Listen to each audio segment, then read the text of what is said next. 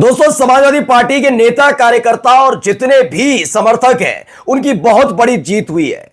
यह जीत इस लिहाज से सबसे महत्वपूर्ण है जहां भारतीय जनता पार्टी के वाचाल और बड़बोले नेता जो किसी भी तरह का बयान देने के बावजूद भी पीछे नहीं हटते, उस पर अडिग रहते हैं, बात बात पर यह दावा करते हैं कि जो उन्होंने कहा वो बिल्कुल ठीक है, लेकिन यह बात अखिलेश यादव के साथ चल नहीं पाई।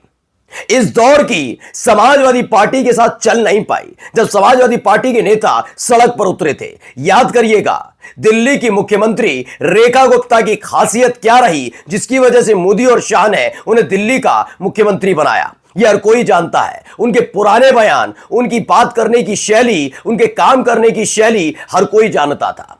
जैसे ही वो मुख्यमंत्री बनी थी तभी से लग रहा था वो कोई ना कोई एक ऐसा कारनामा कर देंगी जिससे बीजेपी का सिर दर्द बढ़ जाएगा, और हुआ भी कुछ ऐसा ही। दरअसल रेखा गुप्ता ने न्यूज 24 के एक कार्यक्रम के दौरान अखिलेश यादव पर एक गंदी टिप्पणी की थी जिस पर न्यूज 24 के एक बड़े पत्रकार, बड़े एंकर मानक गुप्ता सिर्फ हंस रहे थे, हंसी ठिठोली कर रहे थे। बस यही बात समाजवादी पार्टी के नेता और कार्यकर्ताओं को पसंद नहीं आई। एक ऐसा मोर्चा खोला जो संभालना उत्तर प्रदेश सरकार से लेकर उत्तर प्रदेश की पुलिस के लिए सिरदर्द बन गया था। लगातार दबाव बनाया जा रहा था, और बड़ी खबर यह है कि रेखा गुप्ता ने हाथ जोड़कर माफी मांग लिया। हां, यह आज की बड़ी खबर है कि रेखा गुप्ता ने माफी मांगी है कि उन्होंने अखिलेश यादव के लिए जो कुछ कहा वो उसके लिए माफी मांगती हैं। नमस्कार, मैं हूं प्रज्वल गौतम और आप देख रहे हैं न्यूज सर्किल।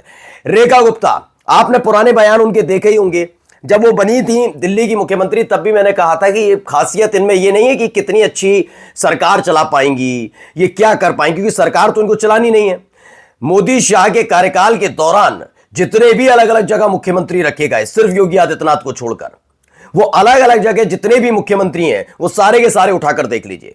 बताइए, मोहन यादव, आप बात करेंगे भजनलाल शर्मा की, इससे पहले मनोहर लाल खट्टर और उसके बाद नायाब सिंह सैनी की। बताइए कौन सा ऐसा मुख्यमंत्री नहीं। सारे के सारे मुख्यमंत्री जब भी कोई फैसला लेना होता, बता दे रहा हूं पूरी जिम्मेदारी के साथ, अगर एक एसपी को भी ट्रांसफर करने का फैसला लेना होता है तो उधर दिल्ली देखते हैं कि दिल्ली से आदेश आएगा तब करेंगे। लेकिन अब क्या खबर आई है? खबर यह आई कि भैया रेखा गुप्ता को बनाया।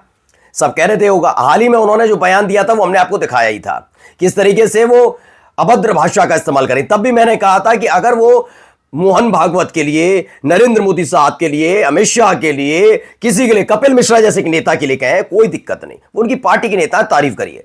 लेकिन विपक्ष की पार्टियों के नेताओं के लिए थोड़ा बोलने से पहले सोचिए। उन्होंने राहुल गांधी और प्रियंका गांधी पर भी टिप्पणी की, लेकिन कांग्रेस ने उस स्तर का आंदोलन नहीं किया, प्रदर्शन नहीं किया, विरोध नहीं किया। इसीलिए उन्होंने उनके लिए नहीं, सिर्फ अखिलेश यादव के लिए माफी मांगी। और ये अखिलेश यादव की ताकत, ये शिवपाल सिंह यादव की ताकत, ये समाजवादी पार्टी की ताकत, और सुनिए ये नारायणी सेना की ताकत है, जिसके बाद रेखा गुप्ता को माफी मांगनी पड़ी है। खबर देख लीजिए, एबीपी न्यूज की खबर है। अखिलेश यादव से दिल्ली की सीएम रेखा गुप्ता ने मांगी माफी, कहा तकलीफ नहीं। उन्होंने कहा अखिलेश यादव को लेकर दिए बयान पर रेखा गुप्ता ने सफाई दी। उन्होंने कहा कि शब्दों का चयन कई बार परफेक्ट नहीं हो सकता है, कई बार डिरेल हो जाते हैं, परंतु नियत और नीति स्पष्ट होनी चाहिए। कौन सी नीति, कौन सी नियत, बताइए। आपको लग रहा है कि नीति नियत वाली महिलाएं ये नहीं, इनका एजेंडा क्लियर था। क्योंकि भाई जो जिस तरीके से आया उसको लगता है कि वैसी, जैसे मैं एग्जांपल बता रहा हूं, खुल्लम खुल्ला एग्जांपल है। आपने कंगना रनौत के बयान हो या कंगना रनौत की कार्यशैली हो, जितनी भी जानते हो, कि आपने कंगना रनौत को देखकर लगता है कि वो एक सफल नेता के तौर पर काम कर रही है थोड़ा बहुत, जितने दिन से, अब तो 1 साल हो गया उनको, लग रहा है नहीं।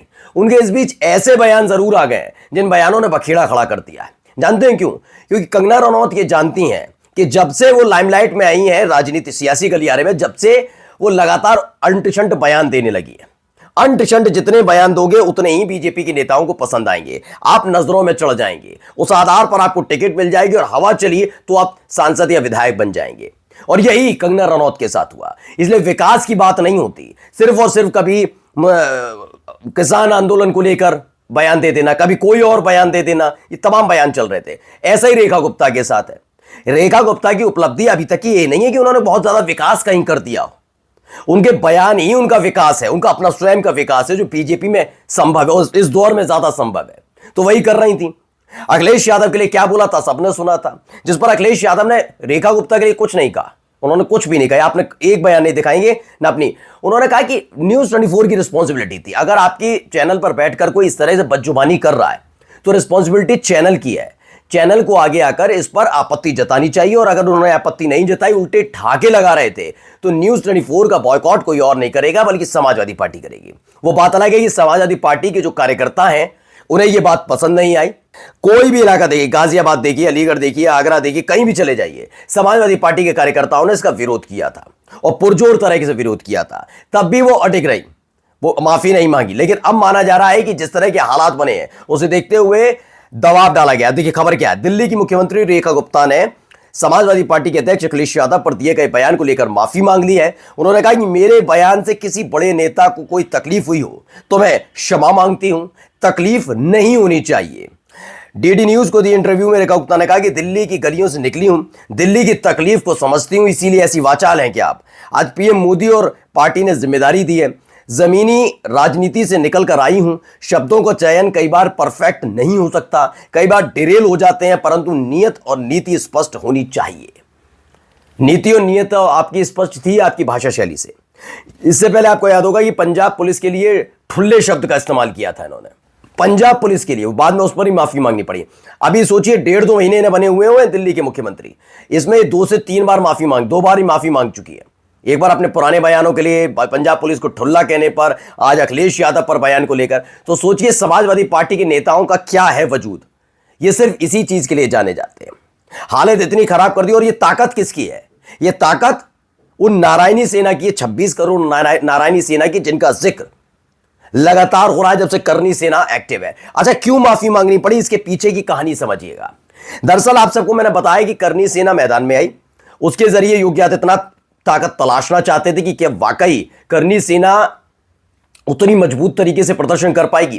किया, लेकिन उस स्तर पर नहीं, क्योंकि क्षत्रिय समाज ने ही साथ नहीं दिया। मैंने एक दिन पहले भी खबर दिखाई थी कि 16 तारीख को उसी की टोली ने खुद आगरा पहुंचे योगी आदित्यनाथ, कुर्सियां खाली पड़ी मिली। यानी दलित समाज ने इस पूरे मुद्दे पर साथ बीजेपी का नहीं दिया, क्योंकि उन्होंने देखा कि करनी सेना ने सड़क पर उतरकर कैसा तमाशा किया। ले अब इन सब के बीच क्या करना था ना, क्षत्रिय वर्सेस दलित नहीं चाहिए था, क्षत्रिय वर्सेस समाजवादी पार्टी चाहिए था। हो गया उल्टा। पिछड़ा समाज भी रेखा गुप्ता के बयान को लेकर आहत था कि इस तरह के बयान तो कम से कम नहीं देने चाहिए। आप पहले भी कई बार कर चुके हैं, अखिलेश यादव जहां मंदिर में गए उसे धुलवा रहे हैं तमाम तमाशे, अब ये तमाशा नहीं चल पाएगा। यानी पिछड़े भी इनसे नाराज चल रहे थे। कुल मिलाकर योगी आदित्यनाथ सिर्फ क्षत्रियों के इर्द गिर्द सिमट कर रह गए, वो भी करनी सेना वाले उन्हीं से इर्द गिर्द है। अब इसीलिए एक दबाव पड़ा है बीजेपी की तरफ से कि भैया कैसे भी करके इन तरह के बयानों में माफी मांगिए। और ये बड़ी जीत समाजवादी पार्टी के कार्यकर्ताओं की है, जिन्होंने सड़क पर उतरकर, जिन्होंने हर तरीके से रेखा गुप्ता के बयान का विरोध किया था, आलोचना की थी, और अपने राष्ट्रीय अध्यक्ष उत्तर प्रदेश के पूर्व मुख्यमंत्री अखिलेश यादव के लिए किए गए अभद्र टिप्पणी का जोरदार विरोध किया था। नमस्कार।